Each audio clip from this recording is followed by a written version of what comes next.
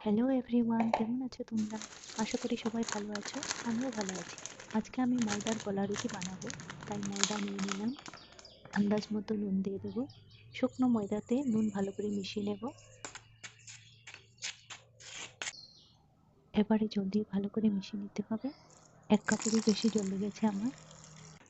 খুব ভালো করে মিশিয়ে নেব। যত ভালো করে মিশিয়ে নেব তত ভালো রুটি হবে। মেশানো হয়ে গেছে, এবারে সামান্য সাদা তেল দিয়ে দিলাম। মিশিয়ে নেব।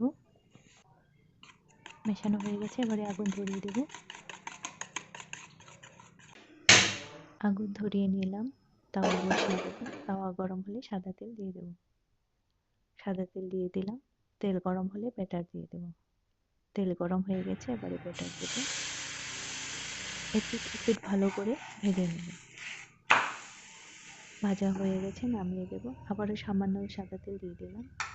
তেল গরম হয়ে গেছে, ব্যাটার দিয়ে দেবো। এপিঠ ওপিঠ ভেজে নেব।